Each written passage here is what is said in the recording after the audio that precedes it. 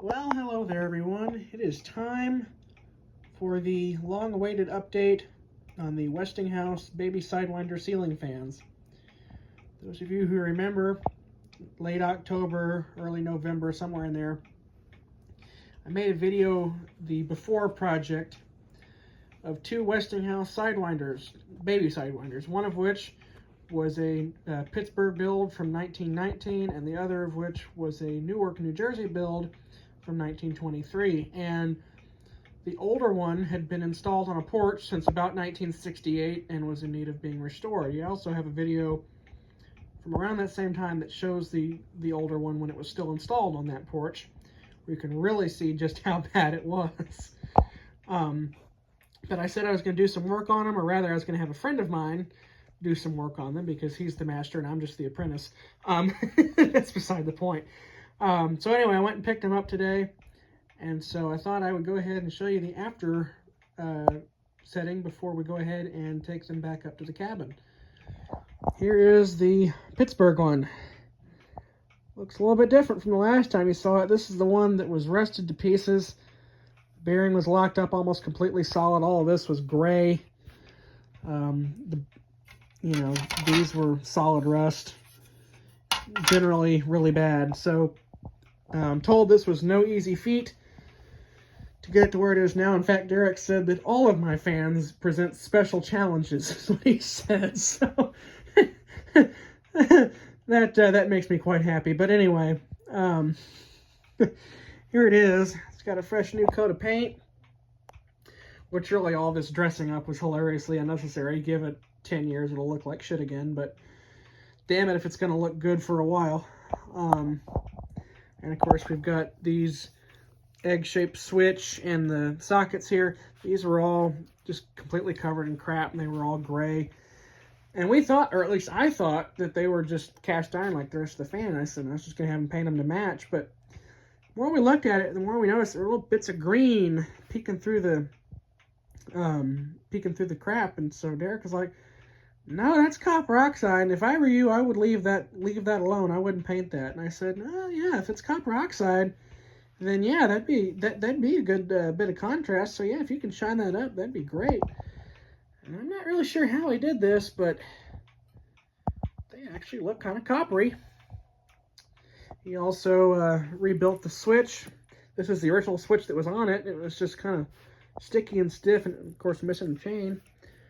We put a chain on it here, and he was able to lubricate it. Now it actually retracts as it should.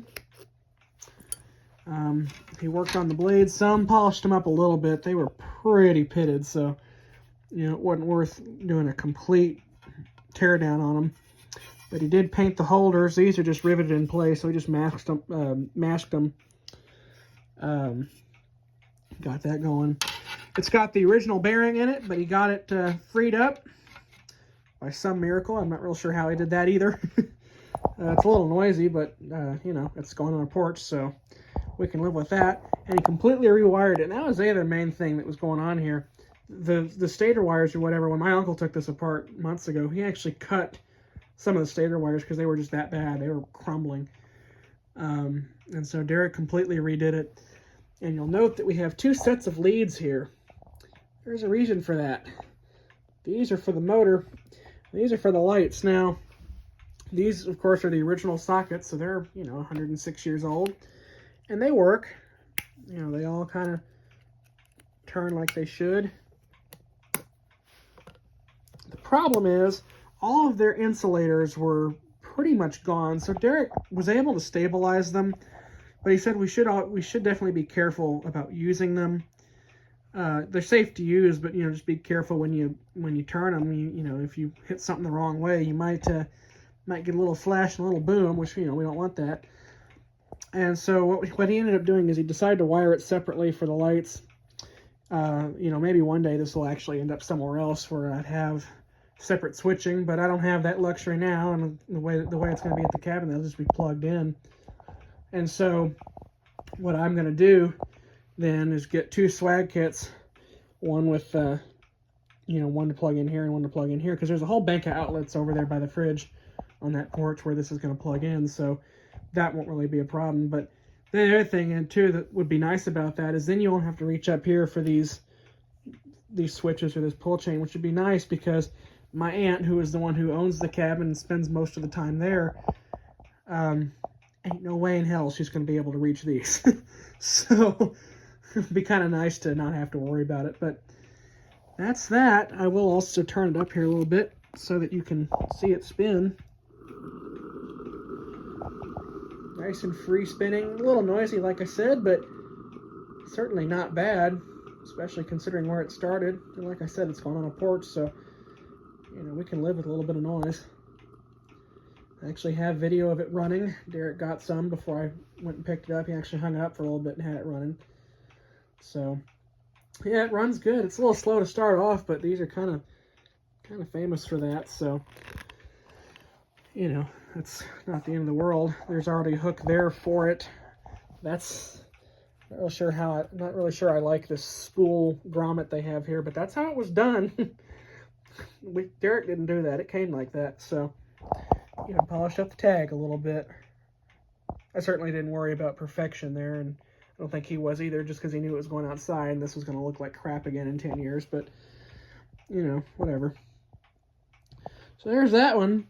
You also remember from that other video I said I have another one that I was going to have some more work done too, because the way this was set up, if you go back and watch the original video when this was still installed, you can kind of see that this was way on one end of the porch above where a picnic table used to be.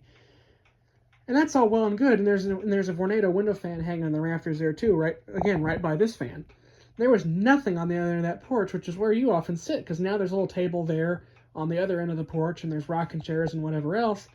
And there's no good way to get a breezer there. The window fan hits over there some, but not a whole lot. So that's where this other one comes in. This is the 1923 model. And this I actually bought from Derek years ago. He restored this motor, and it's got an issue. The rotor and stator alignment is slightly off, he told me, so it hums. It's you know, it's kind of loud, but that's not going to kill it, and you know, it's going on a porch, so who cares? A little bit of noise ain't going to hurt.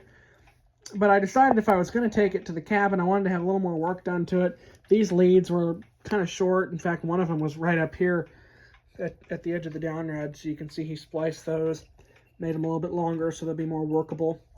And then, because I knew it also would be plugged in on a lamp cord or something like that, that we would need a way to control it. And so Derek actually 3D printed this this housing here. This is just a single speed switch in there, because these are just single speed fans. That's just an on-off switch. He did work on the tops of these blades. If you remember, the tops hadn't been done. He touched up the bottoms of them, the parts that you actually see, but I guess he decided if he was going to go to all this trouble, he'd at least make these look nice. And he painted these holders as well. So yeah, and there's a grommet here that will work with this, just like that. Actually put it right in there so I don't lose it. I actually made another trip to the cabin.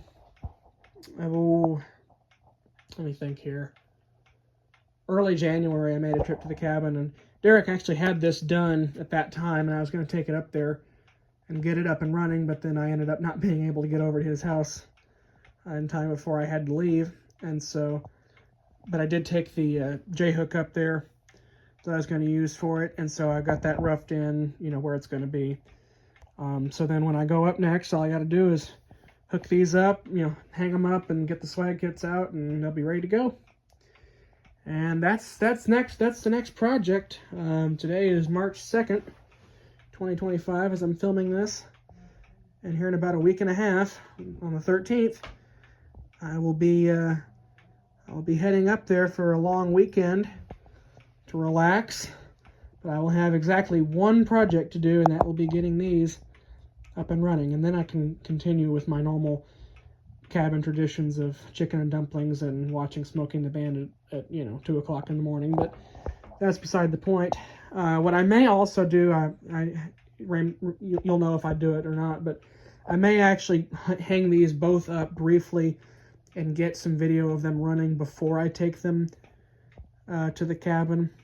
I say that, I don't want to make a promise I can't keep, so you may not see them until I get them up.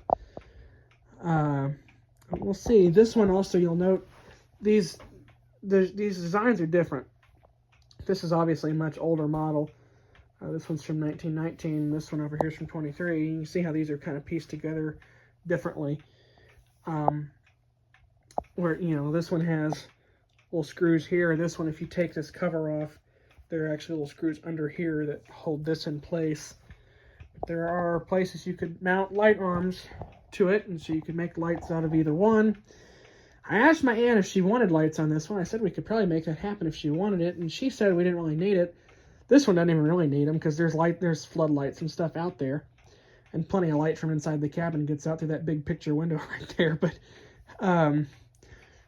you know, in fact, this one, she said this one didn't even really need the lights, but just because that's the way it always was, she wanted to keep it looking the way it had, so, which makes sense to me. So we decided to go ahead and fix these sockets up a little bit, and, you know, and then we just decided we'd not worry about this one so much and just settle for getting a pull chain in it and getting it ready to go with some new lead wires and stuff like that. So that's it. Those are the two Westinghouse Sidewinders, which are going back to the cabin here. Well, this one's going to the cabin for the first time. This one's going back. They'll be going back here in about 11 days. You probably won't see the video until after I get back that Sunday, though, because the cell signal out there is when you're 5 miles up a dirt road from the nearest town, and that nearest town happens to be of about 50 people. There's really not a whole lot going on out there, so there's not a whole lot of cell signal. But, you know, at some point I'll have a video up of these actually up and running together at the cabin. I hope to document the process of actually getting them installed, but again, I don't want to make a promise I can't keep. So that's the story for the time being. Just looking how good that turned out.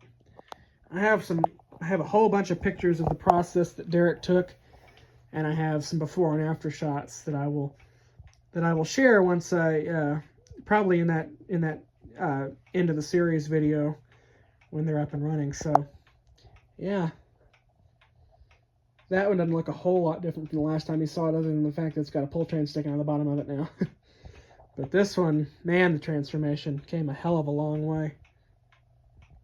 So yeah, I'm very impressed. So there you go.